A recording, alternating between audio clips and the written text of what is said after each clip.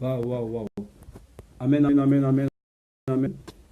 Je vais donc revenir là-dessus. Nous étions en train de parler de quelque chose tout à l'heure et nous avons été coupés certainement par des problèmes de connexion, comme vous en savez. Permanemment, il y en a, il y en a, il y en a, il y en a, il y en a, il y en a, il y en a. Donc, j'étais en train de dire une chose.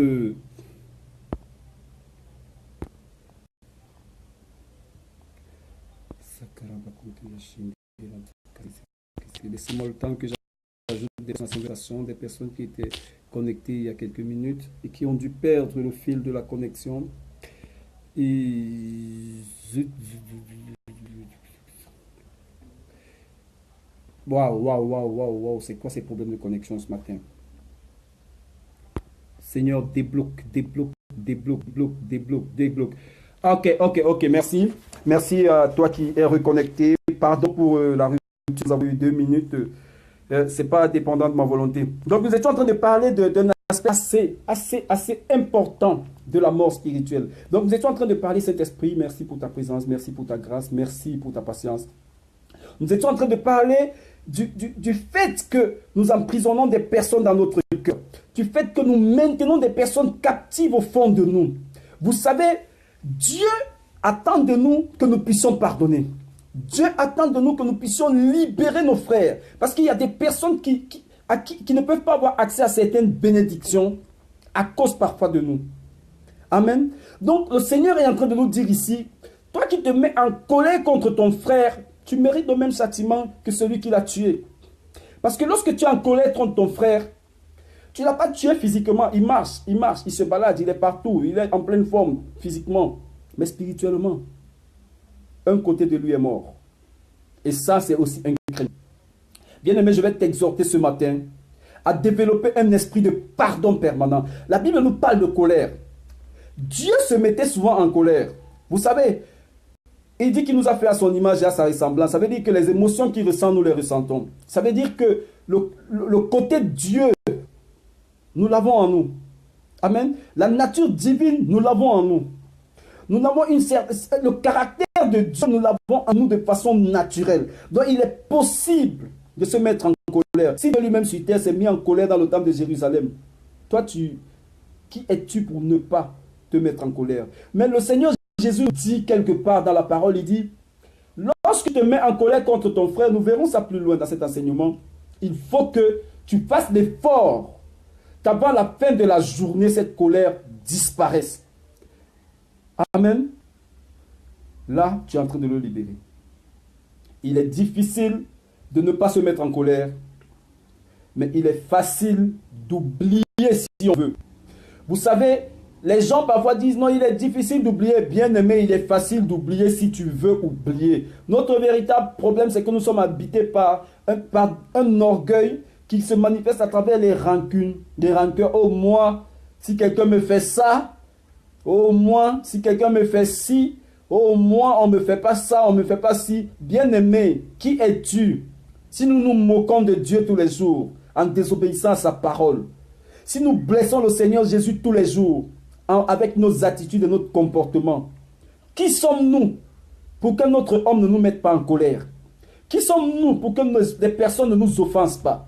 Toi qui offenses Dieu tous les jours, à travers ton attitude, à travers ton comportement, à travers les actes que tu poses au quotidien, à travers les chemins sur lesquels tu marches, à travers les voies que tu as choisies, à travers les pratiques de sorcellerie et autres. Et toi, tu ne pardonnes pas à ton frère qui est à côté. Bien-aimé, qui es-tu? Tu offenses Dieu au quotidien. Après, tu te tournes pour demander pardon à Dieu. Si tu veux demander pardon à Dieu, obtenir sa miséricorde, apprends à pardonner. C'est de ça que le Seigneur nous parle ici. Donc, il nous parle de ce côté-là. C'est-à-dire, la colère est une forme d'orgueil qui est excitée et incitée en nous par le manque de pardon. La colère, excusez-moi de vous le dire, ce n'est pas le fait de se fâcher et de réagir. Mais la vraie colère ici, dont parle le Seigneur Jésus, c'est le fait de garder des choses dans le cœur. Il y a des personnes qui ne réagissent pas, qui ne sont pas impulsives et qui prétendent ne pas être colériques. Bien aimé, le plus dangereux colérique, c'est celui qui garde rancune aux gens. Aïe, aïe, aïe, aïe, aïe, c'est choquant, mais c'est la vérité. Bien aimé, il n'y a pas plus colérique qu'une personne qui enferme les gens dans le cœur. Parce que ça, c'est une forme masquée de colère qui est difficile à abandonner.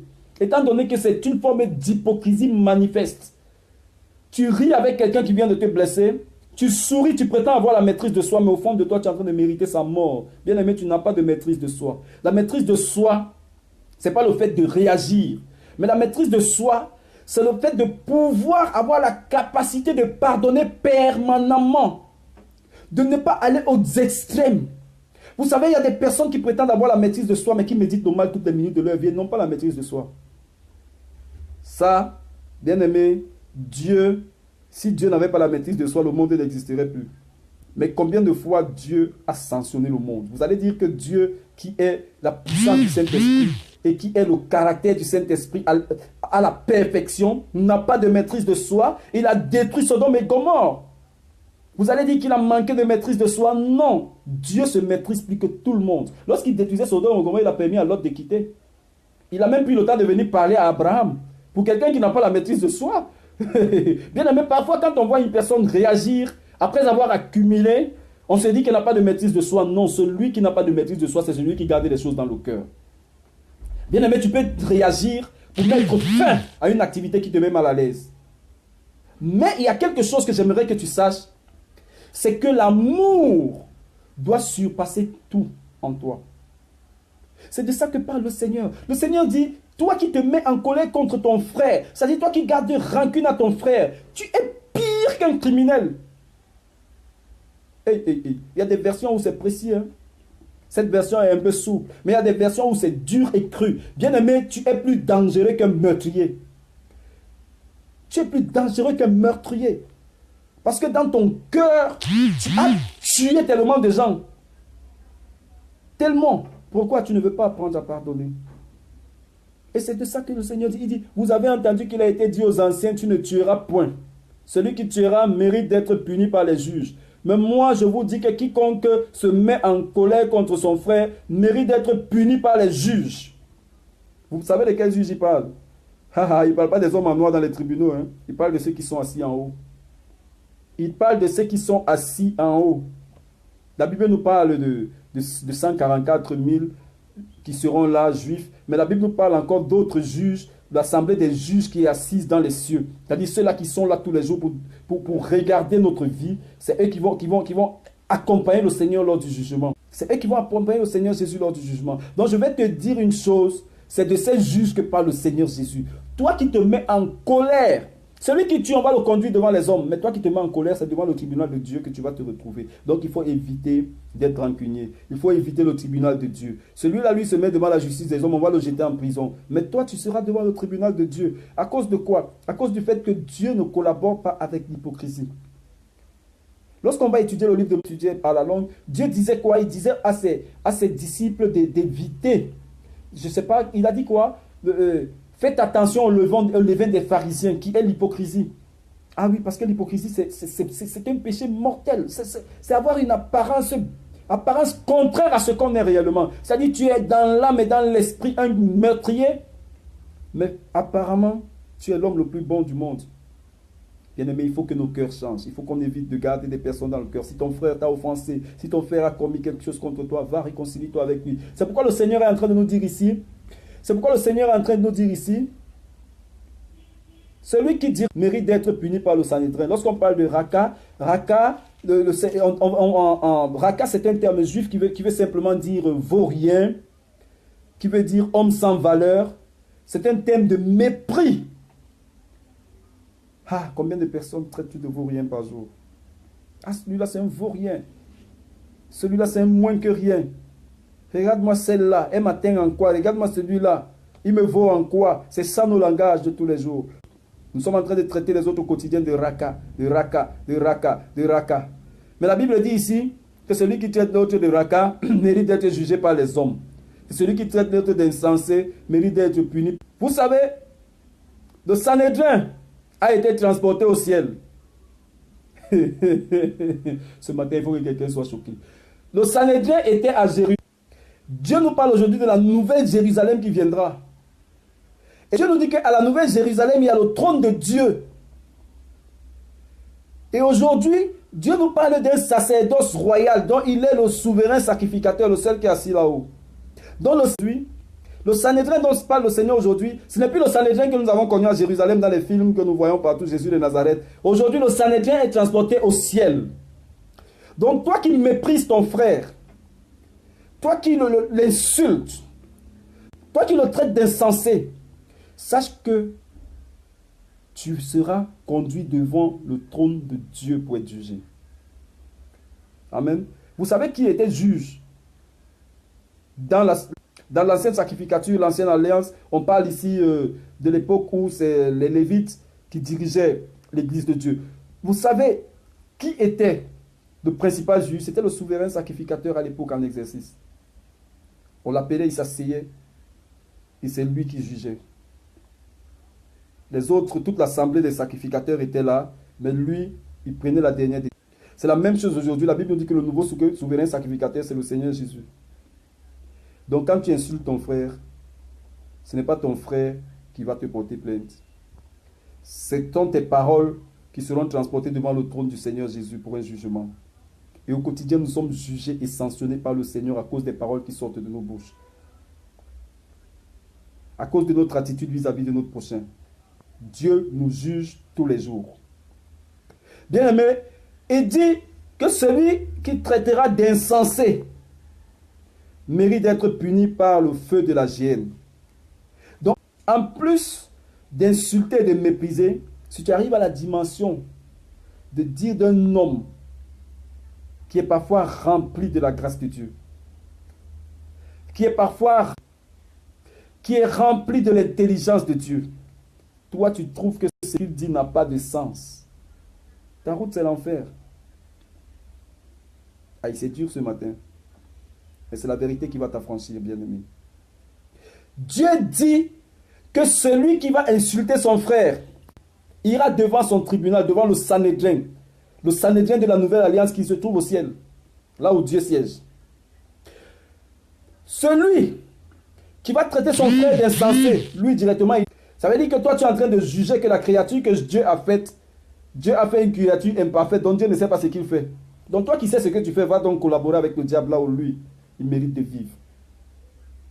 Il faut éviter, faisons attention à nos jugements que nous portons. Particulièrement, je ne sais pas pourquoi ça vient dans mon esprit, mais particulièrement le jugement que nous portons envers ce que Dieu a mandaté pour son œuvre. Oh Saint-Esprit, s'il te plaît, sois souple ce matin.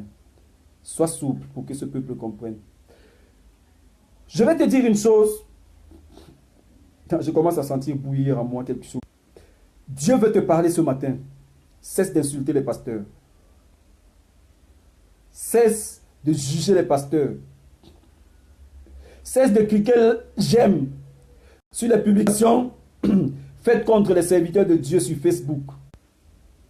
Sur tous les réseaux sociaux. Toi, tu cherches seulement là où on est en train d'insulter les pasteurs. Pour cliquer j'aime. Pour faire un commentaire. Bien aimé, si tu ne veux pas aller à l'église, laisse ceux qui veulent servir Dieu le servir. Si tu ne veux pas servir Dieu, laisse ceux qui veulent aller à l'église aller à l'église. Si tu as choisi ta voie, le Seigneur Jésus t'exhorte ce matin à changer de voie. Mais si tu as pris la décision de ne pas écouter la voix de Dieu, bien-aimé, laisse les autres en dehors de ça. Laisse les autres en dehors de ça. N'insulte plus les pasteurs pour décourager les chrétiens. Ne juge plus les serviteurs de Dieu pour déclarer les chrétiens, pour décourager les chrétiens. Ne va plus faire les oints de Dieu sur les réseaux sociaux. Ne fais plus de déclarations contre les oints de Dieu sur les réseaux sociaux. Parce que tu n'es plus en train de faire l'œuvre de Dieu. Tu es en train de faire l'œuvre du diable. Celui qui n'est pas avec le Seigneur Jésus est contre lui. Il avait dit d'un homme, celui qui est avec nous, celui qui n'est pas contre nous, celui qui n'est pas contre nous est avec nous. Celui qui n'est pas contre nous est avec nous. Ça veut dire quoi? Ça veut dire que celui qui est contre nous, celui qui est contre nous n'est pas avec nous. Donc même si tu vas à l'église tous les jours, si tu insultes les pasteurs, si tu insultes l'église, si tu juges les autres, crois-moi, tu n'es pas avec le Seigneur Jésus. Parce que le Seigneur Jésus s'est incarné sur ces hommes-là. il leur a fait une promesse. Il a dit, mon esprit sera en vous. Je vais te blesser. Bien-aimé, lorsque tu vas lire 1 Corinthiens chapitre 12, j'aimerais que tu fasses un... La Bible nous dit que le Saint-Esprit est venu apporter les dons spirituels à l'Église. Mais lorsque tu vas lire dans Ephésiens chapitre 4, qu'est-ce que la Bible dit? La Bible dit que c'est le Seigneur Jésus qui a attribué les ministères. Donc toi, qui es membre de l'Église, qui manifeste les dons, le Saint-Esprit t'a donné. N'est-ce pas? Oui. Ce n'est pas que le Seigneur Jésus, le Saint-Esprit soient deux personnes différentes. Mais l'appel ministériel est fait par Dieu lui-même. L'appel ministériel, lorsqu'une personne appelée ministre de Dieu, c'est une personne qui est choisie par Dieu lui-même. C'est une personne qui parle face à face avec Dieu. Lorsque Moïse avait péché, je ne sais pas pourquoi le Seigneur veut parler de ça, mais je crois que Dieu veut sauver quelqu'un ce matin. Lorsque Moïse s'est retrouvé dans un péché, ayant désobéi à une loi que lui-même a lue, son frère et sa sœur sont venus le juger. Qu'est-ce que Dieu a fait? Il a puni ceux qui sont venus le juger. Et lui, il leur a dit, mon serviteur Moïse, je lui parle face à face. Vous, je vous parle par les visions, les songes et les manifestations autres, les prophéties et tout le reste. Mais lui, je lui face à face. Sache qu'aujourd'hui, les hommes que Dieu a établis pour guider son peuple sont comme Moïse. Dieu leur parle face to face. Bien que ce ne soit pas à tout le monde. Mais Dieu leur parle face à face. Toi, Dieu te parle dans les songes, les visions. Dieu te parle parfois par révélation. Dieu te parle à travers la bouche des prophètes. Mais eux, Dieu leur parle face to face. Et celui à qui Dieu parle face to face est Dieu sur terre. Je vais te choquer ce matin. Et si sur terre, toi, tu l'insultes, tu es en train d'insulter Dieu. Et quand tu insultes Dieu, qu'attends-tu qu'il fasse pour toi? Il ne fera rien, bien-aimé. Il ne fera rien. J'aime cette parole. Moi, c'est ma parole avec laquelle je marche. Il a dit à Abraham, je maudirai celui qui te maudira. Et je bénirai celui qui te bénira. Donc, quand tu maudis un serviteur de Dieu, Dieu te maudit. Et je reviens encore là-dessus. Je ne sais pas. Mais Dieu m'a fait sortir du cadre de l'enseignement certainement pour réveiller l'esprit d'une personne. Ton esprit dort, bien-aimé, si tu as encore ce genre d'attitude. Réveille-toi pour que ton salut soit parfait. Pour que sur la terre, tu rentres dans la bénédiction. Et tu aies une place dans le royaume de Dieu.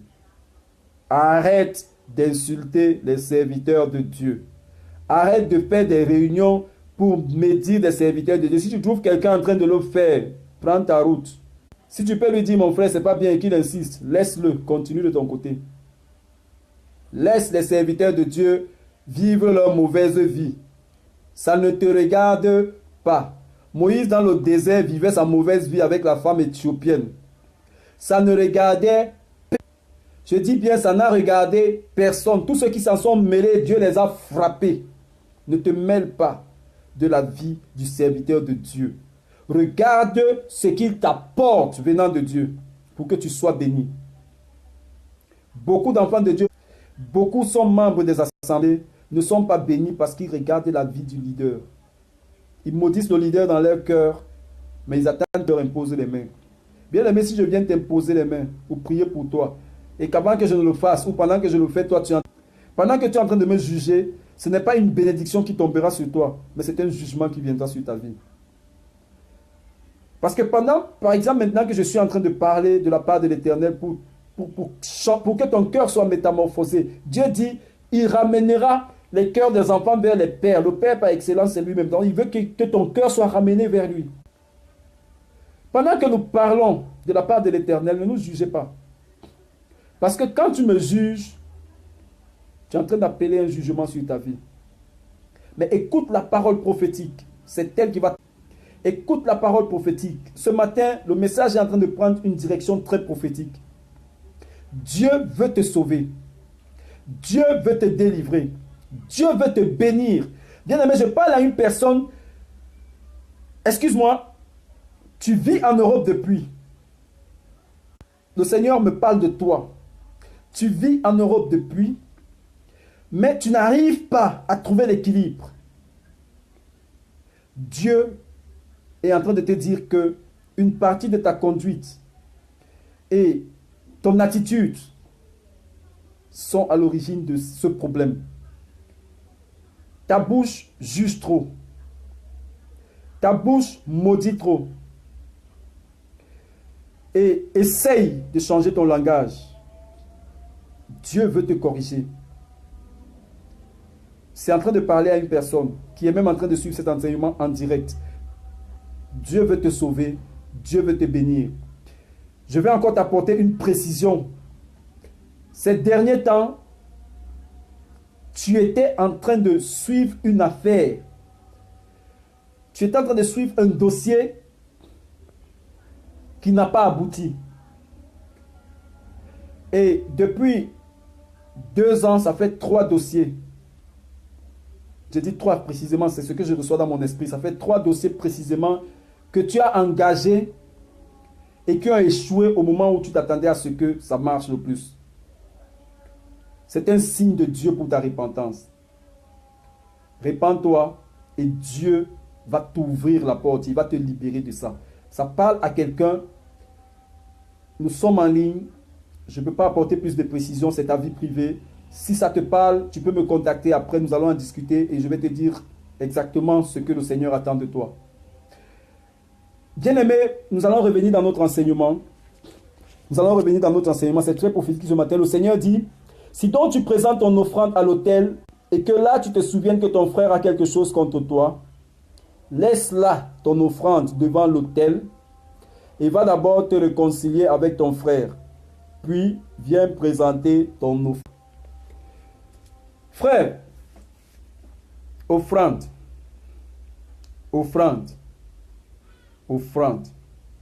La première offrande que Dieu attend de toi, c'est l'amour du prochain. Amen. Dieu attend que tu aimes ton prochain. Avant de venir devant lui pour venir déposer l'argent, les gerbes de fleurs, les vases de parfum et tous les... La première offrande que Dieu attend, c'est que tu te réconcilies avec tous ceux qui sont en guerre avec toi. Ou alors, je vais encore renverser la parole, tous ceux avec qui toi tu es en guerre. Parce que parfois tu es en guerre avec des personnes qui n'ont même pas ton temps. Parfois tu es en guerre avec des personnes qui ne sont même pas en guerre avec toi. Simplement parce que le cœur n'est pas pur. Pour voir Dieu, il faut purifier son cœur. Nous avons déjà parlé de ça au début de cet enseignement. Lorsque nous parlions des cœurs purs au début de l'enseignement, nous avons parlé de ce côté. Pour voir Dieu, il faut purifier son cœur. Ceux qui ont suivi l'enseignement, ou alors vous allez retrouver l'enseignement sur la page. Bien-aimé, il y a quelque chose que j'aimerais que tu saches aujourd'hui, c'est que Dieu voudrait que tu fasses une chose. Une seule chose. Que tu lui présentes comme offrande ce matin. Le pardon. La réconciliation. Réconcilie toi-même avec le sorcier qui a voulu te tuer et que tu connais. Dieu est le... Je dis, même si une personne t'avait fait n'importe quel mal ce matin, ouvre ton cœur et libère cette personne. Tu peux faire cette prière avec moi. Père, s'il te plaît, ouvre mon cœur ce matin, afin que tous les prisonniers qui y étaient sortent et partent. Je veux libérer les personnes contre qui je suis en colère. Je veux libérer les personnes contre qui je suis en colère. Ouvre le cœur, ouvre mon cœur, Seigneur, ouvre ce cœur, Seigneur. Toi seul, tu as la capacité de pouvoir libérer ces gens.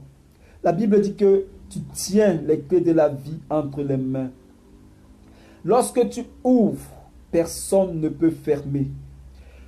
Avec ces clés de la vie, Seigneur, ouvre mon cœur ce matin. Ouvre mon cœur ce matin, afin que tous les prisonniers qui y étaient soient libérés. Je t'offre mon cœur. Je t'offre mon cœur. Amen. Donc, au nom de Jésus, nous avons prié. Donc, offre ton cœur à Jésus ce matin. Offre ton cœur à Jésus ce matin. Ne sois plus une prison spirituelle, parce qu'il y a beaucoup d'entre nous qui sont des prisons. Et quand ton cœur est une prison, tu es une garde de prisonnier. Et où vit le garde de prisonnier? En prison. Donc lui-même, il n'est pas libre. Parce qu'il doit veiller à ce que les prisonniers ne s'échappent pas. Si un prisonnier s'échappe, il prend la place. Si un prisonnier s'échappe et que c'est de son poste de garde que le prisonnier s'est échappé, c'est lui qui prend la place du prisonnier parce qu'il se fait complice. Donc ça veut dire que tant que tu as des gens dans ton cœur, tu es prisonnier. Donc il faut que cette prison-là aujourd'hui soit ouverte. Que cette prison soit ouverte au nom de Jésus. Libère les gens. Libère les gens. Libère les gens. Quelque chose. Libère ceux contre qui tu as des rancunes. Libère ceux contre qui tu as des rancœurs. Même si c'est un sorcier que tu connais. Je ne t'ai pas dit de devenir son ami. Parce qu'ils ne peuvent cohabiter. La Bible même dit ne laissez pas vivre au milieu de vous la sorcière. Mais je te dis simplement que lui qui te hait et qui veut te tuer, ne le hait pas. C'est difficile. Mais ne hais pas. Ne hais pas. Parce que quand tu hais quelqu'un, tu deviens un homme de colère. Même si cette colère n'est pas physique, tu es colérique dans l'esprit. Tu es colérique dans l'esprit. Et c'est une colère qui est, nous le disions, c'est une colère qui est plus dangereuse que celle qui est manifestée physiquement. Amen. Je prie que ce matin, vraiment, ton esprit soit libre. Que ton cœur soit ouvert. Que le Seigneur Jésus ouvre ton cœur avec les clés de la vie qui entrent les mains, afin que toutes les personnes que tu as et qui t'empêchent toi-même d'être libre puissent sortir. Je prie que le Seigneur te pardonne pour toutes les insultes, tous les mauvais jugements, tout le mépris que tu as pu manifester envers ton frère, toutes les personnes que tu as jugées dans l'ignorance. Aujourd'hui, tu as entendu parler du Seigneur Jésus, tu as entendu la parole. Que Dieu te pardonne. Lui, le Dieu qui ne tient pas compte du temps d'ignorance, qui te pardonne. Mais il t'invite aujourd'hui à te repentir. Il t'invite aujourd'hui à te repentir de ses actes et à lui demander pardon et de faire l'effort de ne plus refaire les mêmes choses. Dieu veut te bénir. Dieu veut te bénir. Dieu veut te bénir. Prends cette bénédiction. Lorsque le Seigneur commence à parler des fondements de la foi, c'est parce qu'il a vu qu'il y a quelque chose. La Bible dit dans le livre de Psaume 1, Psaume 11, verset 3, la Bible dit, si les fondements sont brisés, que ferait le juste? Ça veut dire que dans ta justice, si les fondements de ta foi sont brisés, comment pourrais-tu rentrer dans tes bénédictions? Donc aujourd'hui, Dieu est en train de te ramener à la base pour que tu comprennes ce qu'il attend de toi, la conduite qu'il veut que tu mènes. Parce que c'est cette conduite-là qui va restaurer les fondements. C'est cette conduite qui va rétablir et reconstruire tout ce qui avait été détruit par l'ennemi, afin que tu puisses rentrer dans ta bénédiction. Amen. Si les fondements sont brisés, que ferait le juste? Vous voyez, le juste ne peut pas avancer si les fondements de sa vie, de sa foi sont brisés. Ça veut dire que ce qu'il doit faire en premier, il ne le fait pas. Il ne peut pas rentrer dans sa bénédiction. Donc avant d'aller poser des actions à l'église, d'aller faire le bien à l'église, rassure-toi que tu fais le bien autour de toi. Avant d'aller poser des actions positives à l'intérieur de l'église de Jésus pour que ces actions soient agréées, rassure-toi qu'au fond de ton cœur, tu es rempli d'amour. Parce que lorsque tu es rempli d'amour, toutes les actions que tu poses vont montrer amour auprès du Père. Toutes les actions, toutes les offrandes que tu présentes à Jésus vont monter avec amour auprès du Père. Amen. Donc cet amour, le Seigneur voudrait que tu le manifestes permanemment. Et la Bible dit, il n'y a pas de plus grand amour que de donner sa vie. De donner sa vie, de donner sa vie, de donner sa vie pour ses amis. Je veux même te dire, pour son prochain. Donner sa vie pour son prochain, c'est donner son cœur à Jésus. Pour que ton prochain qui était emprisonné soit libéré. Et que quand il est libre, toi aussi tu es libre. Une personne qui n'a pas le temps de réfléchir pour les autres, de méditer sur les autres, de penser au mal qu'on lui a fait, c'est une personne qui avance sans problème.